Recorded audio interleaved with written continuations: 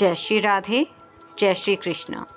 स्वयं को भगवान के साथ जोड़कर रखें, क्योंकि लाख रिश्तेदार जान पहचान वाले होने के बावजूद भी जीवन में इसकी ज़रूरत पड़ती ही रहेगी। जहाँ कभी कभी कोई साथ नहीं होगा, वहाँ भी यह आपको साथ निभाते दिख जाएंगे। भगवान वो हाथ हैं जो कभी जताते नहीं पर सदा साथ रहते हैं। तो बोलिए बांके बिहारी लाल की जय। बांके बिहारी जी जो हमेशा अपने भक्तों का साथ देते हैं, एक बार आप उनकी शरण में तो आइए, आप देखोगे आप अपने को कभी अकेला अनुभव नहीं करोगे। किसी भी विपरीत परिस्थिति में एक हाथ जो सदा आपके सिर पर रहेगा वो है हमारी राधा रानी और बांके बिहारी का। बांके बिहारी के भक्तों की कथा बहुत सुंदर है, जिन पर बांके बिहारी ने स्वयं आकर कृपा की है। ऐसे ही बांके बिहारी के एक भक्त हुए हैं जो कि मध्य प्रदेश की राजधानी पन्ना में रहते थे। आइए बहुत ही सुंदर अद्भुत कथा है, प्रवेश करते हैं। मध्य प्रदेश की राजधानी पन्ना थी। पहले वहां से 3 कोस अर्थात 16 किलोमीटर की दूरी बराया गांव में हिम्मत दास जी नाम के भक्त रहते थे। उन्होंने मन में ठान लिया कि रोज़ पन्ना के बांके बिहारी जी के दर्शन करने हैं। रोज़ 16 किलोमीटर चल के आते, हाथ में खड़ताल बजाते बजाते आते, दर्शन करते, फिर अपने गांव बराए वापस चले जाते। 5 कोस दूरी पर कीर्तन करते करते आते, ठाकुर जी के दर्शन करते। ये उनका नियम हो गया। एक दिन रास्ते में 4 चोर मिले। खड़ताल के सिवाय उनके पास कुछ नहीं था, तो उन्होंने खड़ताल ही छीन ली और बोले, और क्या है तुम्हारे पास? हिम्मत दास जी बोले, हरि का नाम है, लेना है तो ले लो। चोरों ने देखा कि भक्त के पास कुछ नहीं है, खड़ताल ही छीन कर ले गए। हिम्मत दास जी बोले, हरि तेरी मर्जी, ये क्या लीला दिखा रहे हो तुम ही जानो महाराज।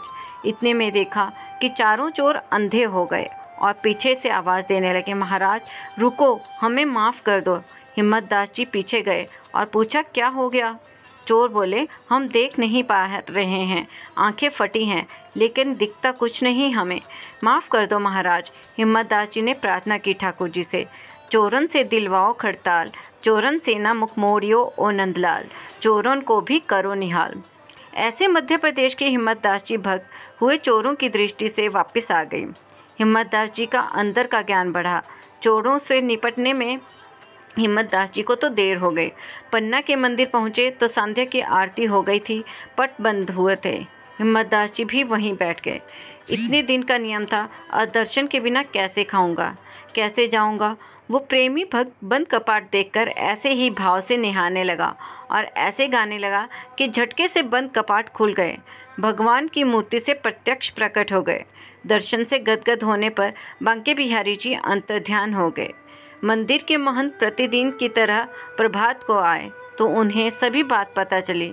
मंदिर के महंत ने हिम्मत दास जी को दंडवत प्रणाम करते हुए कहा कि बाबा, आप रोज़ 5 कोस चलकर आते हो, कठिनाई होती होगी, यहीं निवास करो। मंदिर की आय से अभ्यागत साधुओं की सेवा होगी, सेवा स्वीकार करो। हिम्मत दास जी अब पन्ना में निवास करते हुए प्रीतिपूर्वक साधुओं की सेवा करने लगे। साधु मंडली आने से आवक से जावक ज़्यादा थी। एक दिन बहुत बड़ी मंडली आई। हिम्मत दास जी गए सीधा सामान लेने बनिया के पास। मंडली आई है भैया। भैया ने बिठाया तो सही, लेकिन वही काता देखा और बोला, ज़्यादा दे नहीं सकता, पहले पैसे चुकाते करो, फिर आगे का ले जाओ। हिम्मत दास जी घर वापस लौटे। पत्नी को कहा, साधुओं की जमात आई है, बनिया सीधा नहीं देता है। पत्नी ने कहा, संत की सेवा है, ये नथनी है। पत्नी ने चटाक से नथनी उतार दी और हिम्मत दास जी बनिया के पास ले गए।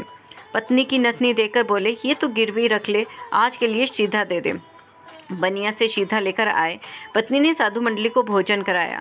इधर बांके बिहारी जी सोचें कि जो मेरे भक्त हैं उन भक्तों की नथनी भी नहीं रहे तो मैं किस प्रकार का ईश्वर।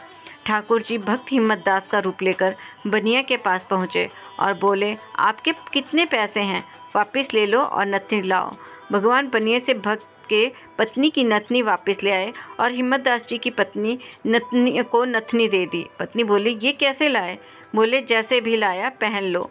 भक्त की पत्नी बोली, मेरे हाथ में तो गोबर है, आप ही पहना दीजिए। अंतर्यामी भगवान ने नथनी पहना दी और अंतर्ध्यान हो गए। हिम्मत दास जी आए, पत्नी को देखा तो नाक में नथनी पहनी थी। पत्नी ने बताया, आपने ही तो ला कर दी है और स्वयं आपने ही पहनाई है। हिम्मत दास जी समझ गए, मैं तो नहीं आया, पर भगवान ही भक्तों के लिए आ गए। वो भागे भागे बनिया के पास गए और पूछा कि मेरे जैसा कोई दूसरा आदमी आया था क्या? बनिया बोला, आपको क्या हो गया? सही, अभी सही सारे बही खाता का हिसाब कर दिए, साइन भी किए हैं। आपके हिम्मत दास को पता चल गया कि भगवान ही आकर नथनी दे गए हैं। जो भगवान का होकर जीता है उसकी कदम कदम पर भगवान सहायता करते हैं। अपने जीवन में भक्तराज हिम्मत दास जी को कई अनुभव हुए। ठाकुर जी के सामने एक टक देखते, प्रीतिपूर्वक प्रभु के गीत गाते। ठाकुर जी प्रकट होकर बोलते, वृंदावन में दर्शन हो गए। ठाकुर जी अंतर्ध्यान हो गए। हिम्मत दास जी वृंदावन चल दिए। पन्ना से चलते चलते 7वें दिन वे वृंदावन के बांके बिहारी मंदिर में पहुँचे। पंडों को तो मूर्ति दिखती, लेकिन भक्तराज हिम्मत दास को प्रत्यक्ष भगवान दिखते। ठाकुर जी सर्वव्याप्त हैं, उन्हीं की चेतना में सभी है, सभी ठाकुर जी का स्वरूप हैं। मन एकाग्र हुआ, ज्ञान उभरने लगा। भगवान प्राणी मात्र के सुहृद हैं। जो भगवान की कथा सुनता है, भगवान उसकी व्यथा मिटा देते हैं। जो भगवान की कथा सुनते नहीं, वो ही व्यथा में हैं। जिनके जीवन में भगवान की कथा है, वो व्यथित नहीं हो सकते हैं। जो सुनता है हरि कथा, उसके जीवन में न आए कभी व्यथा। जय जय श्री वृंदावन बिहारी लाल की। भक्तों, आपको यह हिम्मत दास जी की कथा कैसी लगी?